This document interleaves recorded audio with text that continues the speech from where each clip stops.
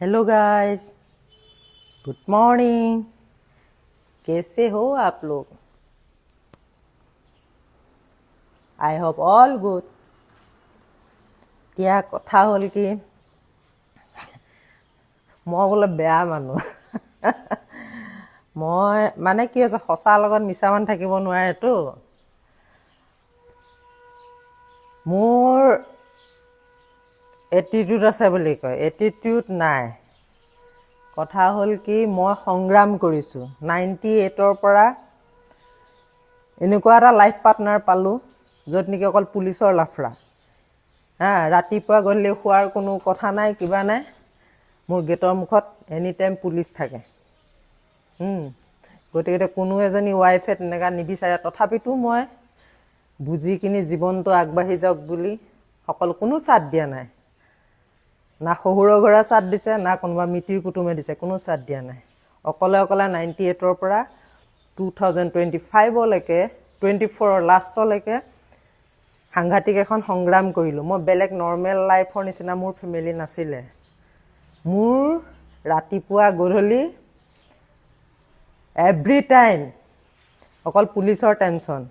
মোৰ দুটা ল'ৰা ছোৱালীক মই সিহঁতক পঢ়ুৱাইছোঁ গাড়ীৰ ভিতৰত। ঘৰত পঢ়ি থাকিলে পুলিচ আহে। সিহঁতি সৰুৰ পৰা বেলেগ নিশিকিলে, পুলিচৰ প্ৰব্লেমেই দেখিলে। তাৰপিছত বহুত কথা আছে, কিন্তু মই খুলি আছোঁ লাহে লাহে বস্তুবিলাক। ভাল হ'ব বুলি ভাবিছিলোঁ, এটা বছৰ দিলোঁ, ভাল নহ'লে।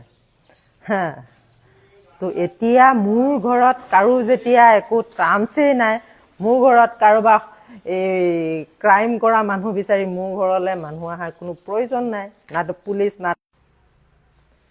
गुड मॉर्निंग गाइस, कैसे हो आप लोग? कैसे हो? মোৰ সাহস আছে, সেইকাৰণে মই অনলাইনত আহি ক'ব পাৰিছোঁ। আৰু মোৰ ভয়ো নাই কাৰো, কাৰণ মই কাকো জগৰ লগোৱা নাই, কোনো ক'ব নোৱাৰে। আৰু মই ল'ৰা ছোৱালী এৰি, ৰেছপনচিবিলিটি এৰি কিনি পলাই কিনি পৰকীয়া প্ৰেম কৰি কাৰোবাৰ চৌকাত বহি কিনি প্ৰেমত পাগল হৈ কিনি কিবা কৰাকৈ নাই। কিন্তু সেইবিলাক ফেমিলিয়েও ছাপোৰ্ট কৰিছে। কাৰণ বিনিয়ে গৈ কিনি কাৰো ভৰিত ধৰি কিনি তেল নামাৰে, নকয়, নাকান্দে। এটিটিউড বুলি কওক, একো নাই। ভগৱানে এটা মাথা দিছে, দুখন হাত ভৰি দিছে, কষ্ট কৰি খাব দিছে, লোকক ঠগি খাব হাক দিছে। সেইকাৰণে মই লোকক ঠগি নাখাওঁ, অন্যায় নকৰোঁ। বেলেগৰ কথা মই আজিৰ ডেটতো যোনে মোক কৰি আছে মই তাৰ বিষয়ে ক'বও নাযাওঁ। কিন্তু কথাটো হ'ল কি, মই অন্যায় কৰি নাখাওঁ। আৰু মোৰ মেইন প্ৰব্লেমটো হৈছে মই ভৰিত নধৰোঁ। তাৰমানে ভৰিত ধৰিম, ডাঙৰজনক ধৰিম, যোনে মোক আশীৰ্বাদ দিয়ে, সৰুক মৰম কৰিম, সেইখিনি কৰিম। কিন্তু মই মোৰ দুখৰ বোজাখিনি লৈ কিনি মই কাৰোবাৰ ওচৰত মোক কিবা কৰি কিনে, কাৰণ চবৰে নিজৰ মাথা এটা আছে। কোনোবা নিজে যদি ভাল নহয়, কোনো ভাল কৰিব নোৱাৰে। সেইকাৰণে মোৰ দৰকাৰ নাই কাৰোবাৰ ভৰিত গৈ কিনি এইটো কৰক সেইটো কৰক কৰিবলৈ। কিন্তু যদি মোৰ আশীৰ্বাদ লাগে, মোৰ কিবা কামৰ কাৰণে ভাল আশীৰ্বাদ এজনৰ জ্যেষ্ঠজনৰ ওচৰত গৈ ভৰিত ধৰি কিনি সেৱা কৰি সেইটো মই কৰিম। আৰু সৰুজনকো মৰম কৰিম, নকৰা নহয়। সমনীয়াৰ লগত চব শ্বেয়াৰ কৰিম। কিন্তু মই বিনা কামত, বিনা দুখত গৈ কিনি কাৰোবাৰ ভৰিত নধৰোঁগৈ। এতিয়া মোৰ প্ৰব্লেম, মোক বেয়া পোৱা প্ৰব্লেমটোৱে সেইটো হৈছে যে মই গৈ কিনি কাৰো ভৰিত ধৰাকৈ নাই যে এনেকুৱা হৈছে তেনেকুৱা হৈছে কাহিনীবিলাক মই নধৰোঁ। কাৰণ যদি নিজৰ মাথাত যদি সুস্থ জ্ঞানত যদি, কাৰণ সেই দুখখিনি যদি মই সেইখিনি কৰিব যাওঁ, মই সমানে দুখী হ'ম। মোৰ দুখী হ'ব মন নাই না। শান্তিত এনেকৈ মই কাকো নথকাকৈ কষ্ট কৰি খাম। আপোনালোকে নিজে জানে, মই ৰাতিটোও নুশু। মই দিনে ৰাতিয়ে কষ্ট কৰোঁ। এঘণ্টাত লাগে জেগাত মই 3 ঘণ্টা কৰিম বা 2 ঘণ্টা কৰিম। 5 মিনিট ৰেষ্ট ল'ম বা 10 মিনিট ৰেষ্ট ল'ম, অন্ততঃ ছাকচেছ হ'ম না। তো মিছা এনে কথা হ'ল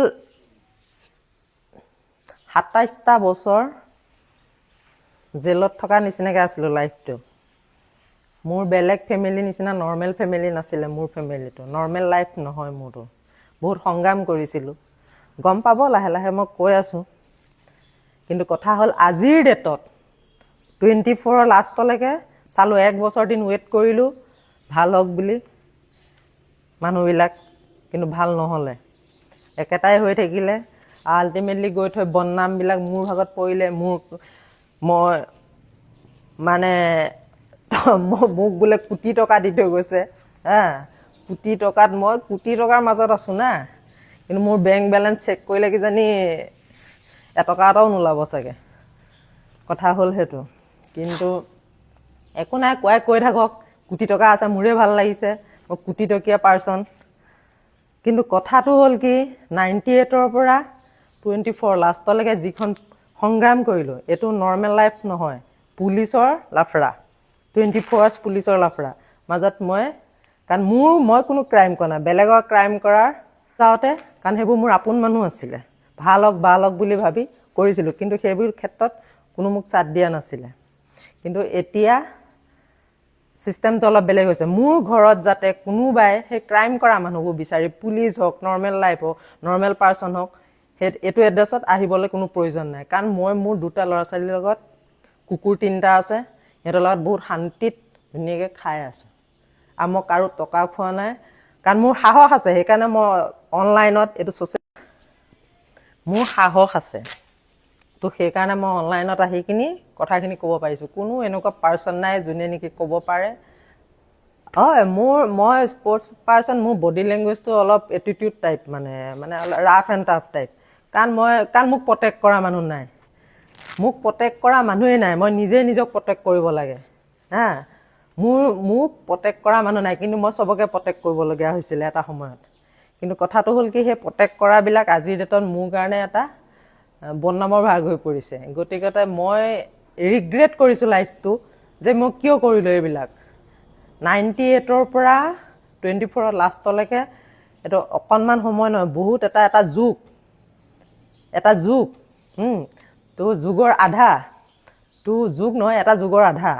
তো কথাটো হ'ল কি, যিবোৰ মানুহৰ কথা মই কৈ আছোঁ, নাম মেনশ্যন কৰা নাই, সেই মানুহবিলাকৰ প্ৰব্লেমবিলাক বহুত ক্ৰাইম কৰা মানুহ মৰা, লোকৰ পইচা খোৱা, চাকৰি নামত পইচা খোৱা, আৰু ফাঁকি ফুকা মুঠতে সেই মানুহবিলাক যাতে সেই মানুহজনক যোৱাকালি মোৰ ঘৰত মানুহ বিচাৰি আহিছে।